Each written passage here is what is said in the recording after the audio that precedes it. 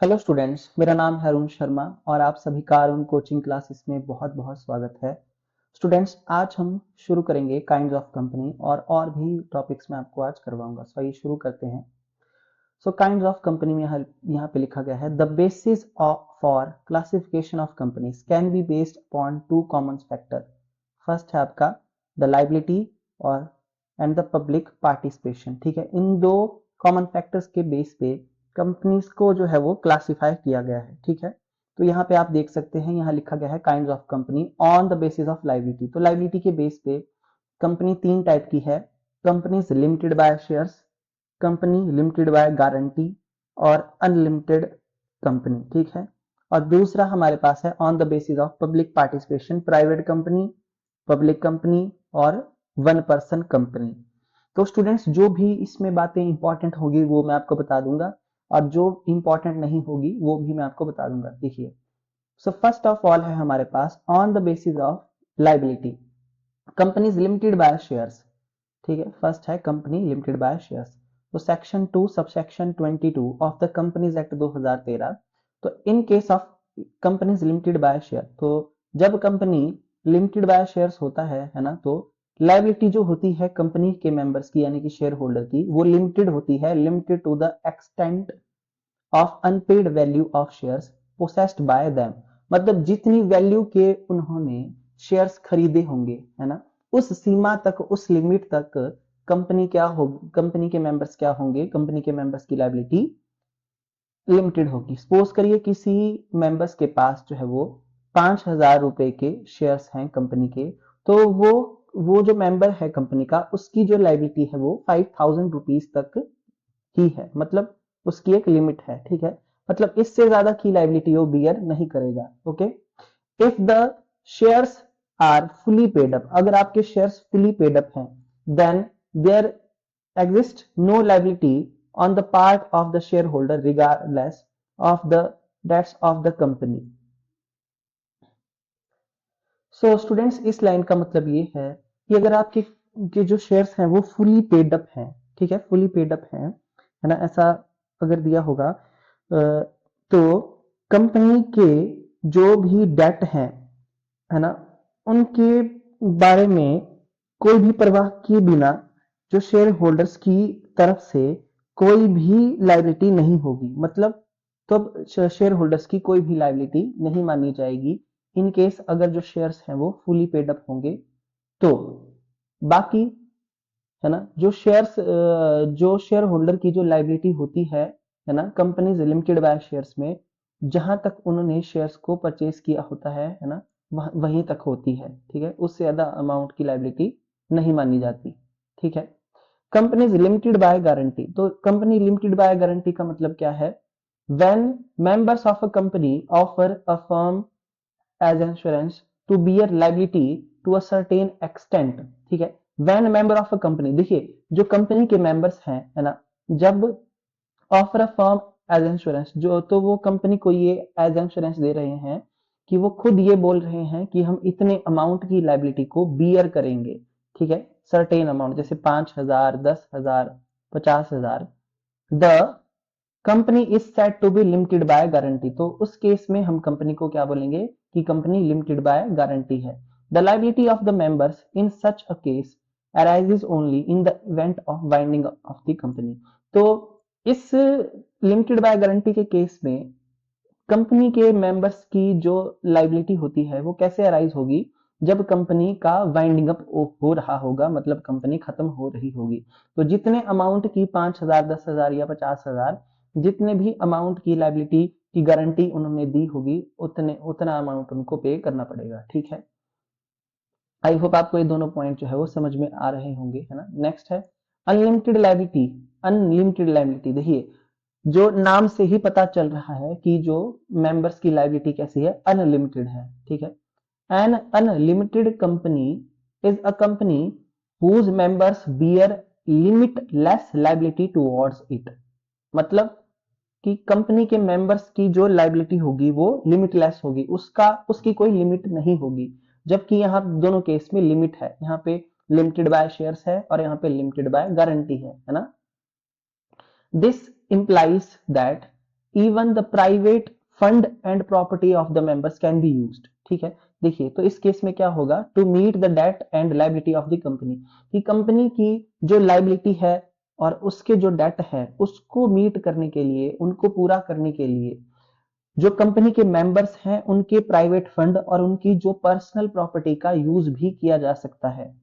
ठीक है, तो ये अनलिमिटेड लायबिलिटी का मतलब होता है। तो आई होप आपको फर्स्ट जो इसका टाइप है वो समझ में आ गया होगा। ठीक है, नेक्स्ट उसके बाद देखिए, नेक्स्ट है on the basis of public participation private company, section 2 subsection 68 of the companies act 2013 defines a private company as a company which by its article of association restricts the right to transfer its shares, है ना।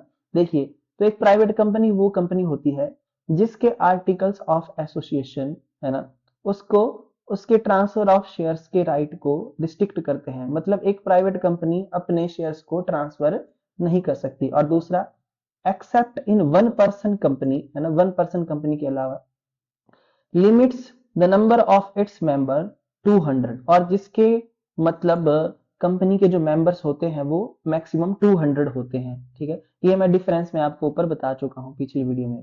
Provided that where 2 और more person hold 1 और more shares in company jointly, ठीक है, and they shall for the purpose of this clause be treated as a single member. ठीक है, तो उनको सिंगल मेंबर माना जाएगा। देखिए अगर किसी 2 और मोर पर्सन के पास होल्ड 1 और मोर share in a company jointly, ठीक है, मतलब ज्वाइंटली उनके पास जो है एक या एक से ज्यादा शेयर्स हैं, है ना, 2 या 2 से ज्यादा मेंबर्स के पास, तो उनको सिंगल मेंबर ही माना जाएगा। ठीक है, उनको जो है वो अलग अलग मेंबर नहीं माना जाएगा। ठीक है, प्रोवाइडेड फर्दर दैट, है ना, इसके अलावा persons who are in employment of the company, है ना, or persons who have been formerly in the employment of the company were members of the company while in that employment and have continued to be members after employment ceased shall not be included to number of the members. So students मैं आपको बता देना चाहता हूं, देखिए यहाँ पे ये जो इसका फर्स्ट पॉइंट है, इसका सेकंड पॉइंट है, ये बहुत ही ज्यादा जो है जरूरी है ना। और उसके बाद यहाँ पे जो लास्ट पॉइंट है, थर्ड पॉइंट, ये बहुत ही इंपॉर्टेंट है। ठीक है, बाकी आप इस चीज को यहाँ से जो है वो आराम से रीड कर सकते हैं, पढ़ सकते हैं। Prohibits any invitation to the public to subscribe for any securities of the company. देखिए तो आपसे जो है अगर वाइवा होता है तो ऐसी बातें पूछी जा सकती हैं कि प्राइवेट कंपनी कौन है। तो देखिए मैं आपको बता देता हूं, प्राइवेट कंपनी वो कंपनी है जिसके आर्टिकल्स ऑफ एसोसिएशन उसको किसी भी शेयर्स को ट्रांसफर करने में रिस्ट्रिक्शन लगाते हो। मतलब प्राइवेट कंपनी के मेंबर्स अपने शेयर्स को ट्रांसफर नहीं कर सकते हैं। ठीक है, और इस कंपनी के जो मैक्सिमम नंबर ऑफ मेंबर्स वो 200 होते हैं। ठीक है, और उसके बाद ये जो कंपनी होती है ये क्या नहीं कर सकती, ये प्राइवेट कंपनी अपने जो शेयर्स होते हैं, जो शेयर डिवेंचर होते हैं, सिक्योरिटीज होती हैं कंपनी की, उसको पब्लिक को खरीदने के लिए इनविटेशन नहीं दे सकती। ठीक है, इसके आर्टिकल्स ऑफ एसोसिएशन इसको ऐसी परमिशन नहीं देते हैं। ठीक है, तो ये तीन बातें बड़ी यहाँ पे इंपॉर्टेंट है। The name of every private company must and with private limited. ठीक है, मतलब हर एक प्राइवेट कंपनी के नाम के एंड में प्राइवेट लिमिटेड वर्ड का लिखा जाना बहुत जरूरी है। जैसे that is combined market securities private limited, Indian publisher and distributors private limited etcetera. तो ये तीन पॉइंट इसमें बड़े इंपॉर्टेंट है ना। बाकी बीच का जो है आप यहाँ से रीड कर सकते हैं, लर्न कर सकते हैं। ठीक है, और वाइवा के लिए भी ये तीन पॉइंट ही जो मैंने आपको बताया बड़े जरूरी है। उसके बाद नेक्स्ट यहाँ पे public company, according to section 2 subsection 71 companies act 2017, public company means a company which is not a private company. तो कंपनी, पब्लिक कंपनी वो कंपनी है जो कि प्राइवेट कंपनी नहीं है ना, and has a minimum paid up share capital as may prescribed. ठीक है, और इसके पास उसकी minimum paid up share capital है जो कि बताई गई होगी। ठीक है, यहाँ पे आगे इसके बारे में एक्सप्लेन किया होगा, आगे जाके डिफरेंस भी है इसका। और is a private company being subsidiary of a company which is not private company.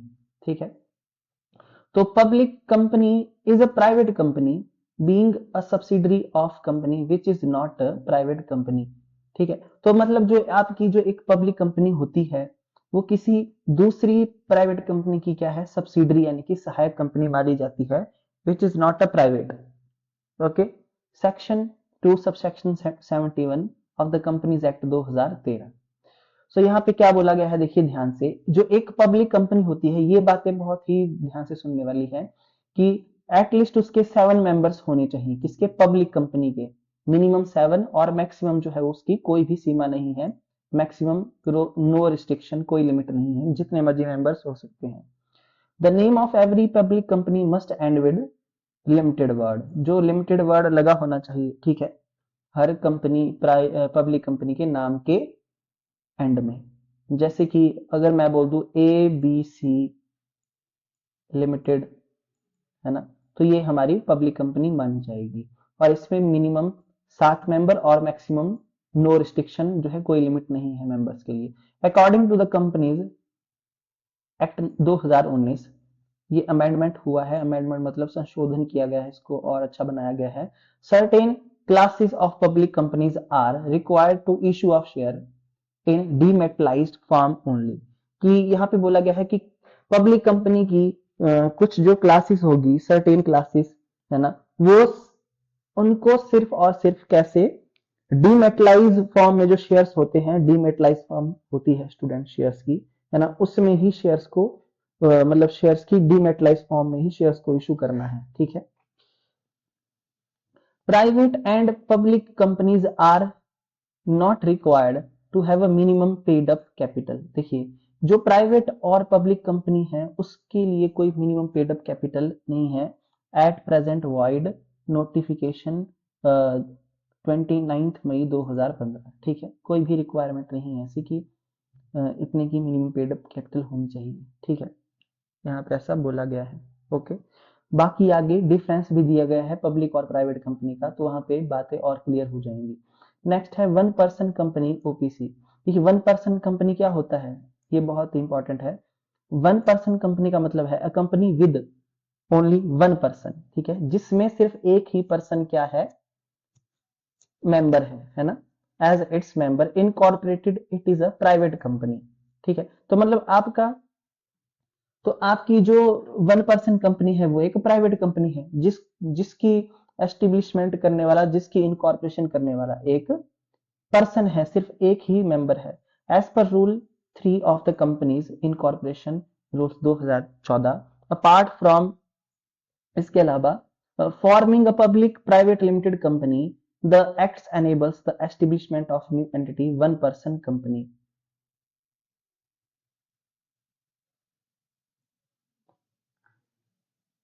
तो according to section 2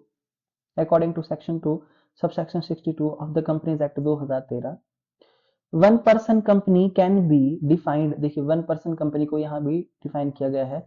one person company means a company which has only one person as member, मतलब जिसका सिर्फ एक ही मेंबर होता है, एक person member होता है। ठीक है, एक से ज्यादा नहीं होते, वो वन पर्सन कंपनी होती है।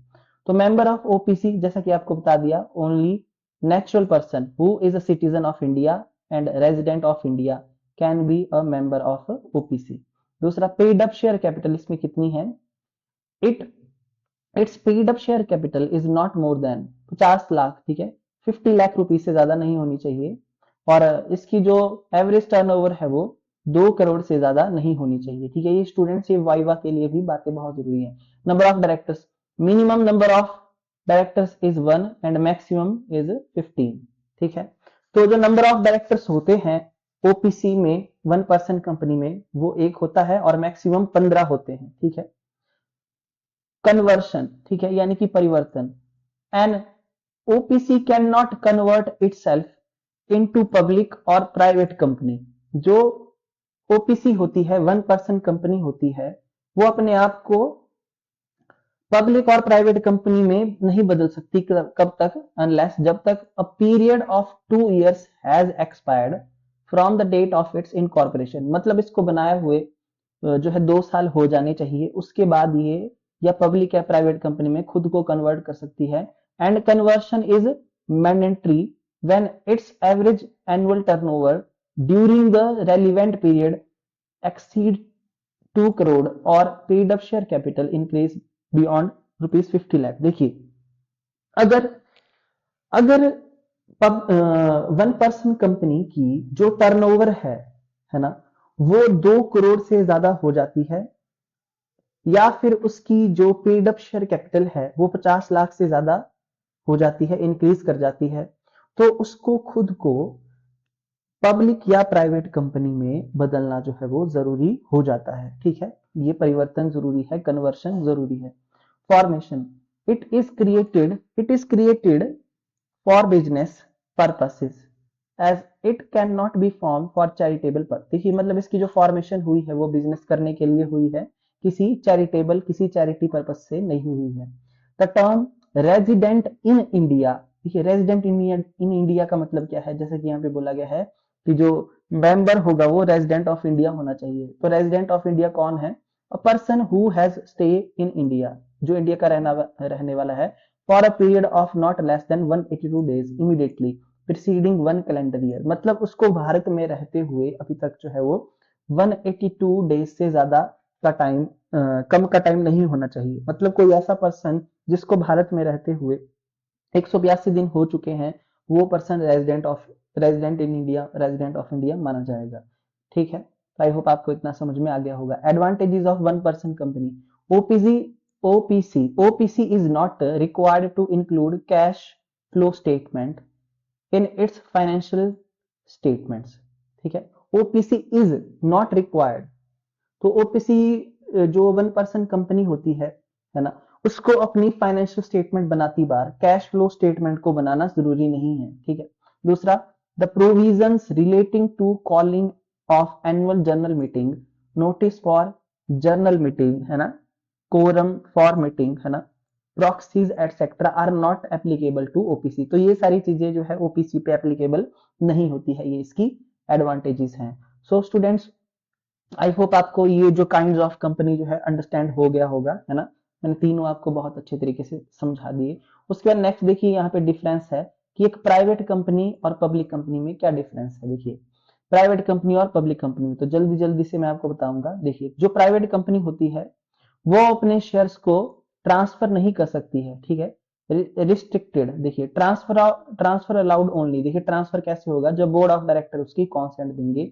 वैसे प्राइवेट कंपनी के आर्टिकल्स ऑफ एसोसिएशन, अभी मैंने आपको बताया, ट्रांसमिलिटी ऑफ शेयर्स पे जो है रिस्ट्रिक्शन लगाते हैं, जबकि पब्लिक कंपनी, जो पब्लिक कंपनी है, अपने शेयर्स को फ्रीली ट्रांसफर कर सकती है, उस पर कोई रिस्ट्रिक्शन नहीं है ट्रांसफर पर। Number of members, private company में मिनिमम 2 नंबर ऑफ मेंबर्स होते हैं और मैक्सिमम 200 होते हैं, एक्सक्लूडिंग, जिसमें पास्ट और प्रेजेंट के एम्प्लॉयज को एक्सक्लूड किया जाता है। ठीक है, जो मतलब ये बात यहाँ पे बताई गई थी, देखिए यहाँ पे shall not be include in the number of members, उसमें मतलब पास्ट और प्रेजेंट के एम्प्लॉयज को जो है वो इंक्लूड नहीं किया जाएगा, है ना। ये बात है, ये जो चीज यहाँ पे लिखी गई है ना, इतनी सारी ये जो बहुत कुछ यहाँ लिखा गया है, उसको शॉर्ट करके यहाँ पे बताया गया है। देखिए क्या कि जो पास्ट और जो हमारे पास्ट और प्रेजेंट के एम्प्लॉयज हैं उनको एक्सक्लूड किया जाएगा, इन केस अगर उन्होंने कंपनी के शेयर्स को परचेज किया होगा तो। ठीक है, एम्प्लॉयज को इंक्लूड नहीं किया जाएगा। अच्छा, public company, minimum 7 and no limit for maximum number of members. देखिए, जो पब्लिक कंपनी है उसमें मिनिमम जो है 7 मेंबर होने चाहिए और मैक्सिमम कितने हैं उसकी कोई लिमिट नहीं है।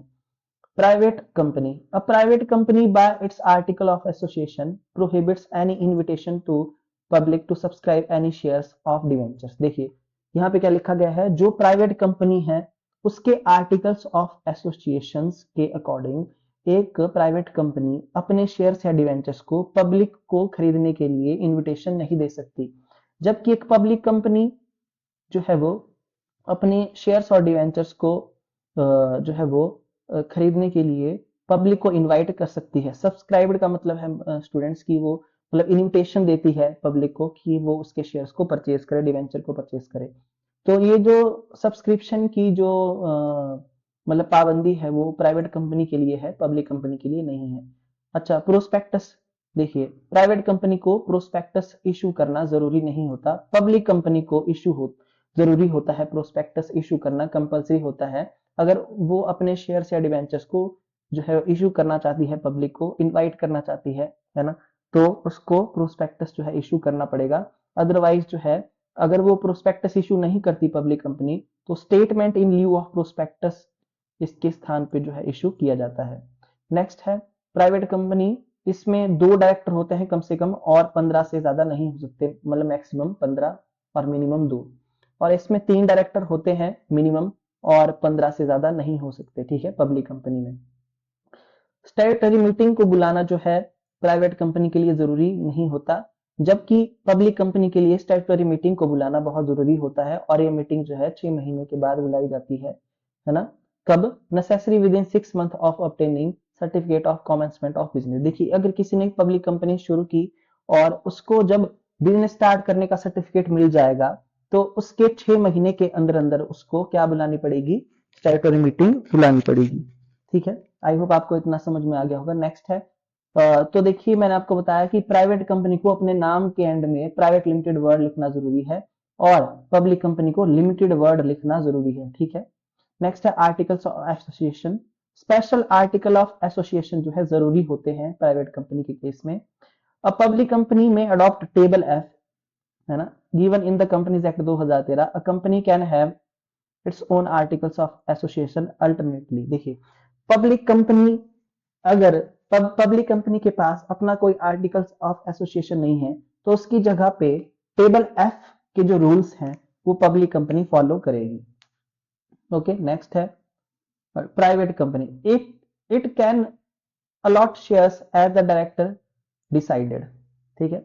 जो अलॉटमेंट ऑफ शेयर्स होगी वो डायरेक्टर डिसाइड करते हैं, ठीक है, उसके अकॉर्डिंग ही जो है शेयर्स को अलॉट किया जाता है। और यहाँ पे first allotment of shares can be made only after receiving minimum subscription. देखिए, जब तक एक पब्लिक कंपनी को मिनिमम सब्सक्रिप्शन नहीं मिल जाता, तो जो उसके मेंबर्स होंगे वो उसको अलॉट नहीं कर सकती शेयर्स को, है ना। फर्स्ट अलॉटमेंट जो है वो मिनिमम सब्सक्रिप्शन के बाद ही मिलता है। Other allotment are made by board of director, और बाकी की जो होती है अदर अलॉटमेंट्स वो बोर्ड ऑफ डायरेक्टर करते हैं, ठीक है। जो मिनिमम सब्सक्रिप्शन होता है स्टूडेंट्स, ये इशूड, जो हमारी इशूड कैपिटल होती है, मैं आपको बता देता हूं, जो हमारी इशूड कैपिटल होती है उसका 90% होता है, 90% इशूड कैपिटल का 90% मिनिमम सब्सक्रिप्शन होता है, ठीक है। आगे आगे मैं आपको फुल डिटेल में ये सारी बातें बताऊंगा। Public deposit can not invite and accept deposits from public. देखिए, तो एक जो हमारी प्राइवेट कंपनी है वो पब्लिक को जो है वो क्या नहीं कर सकती, इनवाइट नहीं कर सकती कि पब्लिक अपना पैसा जो है जमा करवाए, ठीक है, कंपनी के पास। और पब्लिक कौन? प्राइवेट कंपनी, ठीक है। और public company can invite and accept deposit from public. तो पब्लिक से डिपॉजिट जो है एक्सेप्ट करती है और पब्लिक को इनवाइट भी कर सकती है पब्लिक कंपनी, ठीक है। सो स्टूडेंट्स, ये था इसका डिफरेंस। आज के लिए इतना ही, है ना। नेक्स्ट टॉपिक हम नेक्स्ट वीडियो में करेंगे। Thank you so much.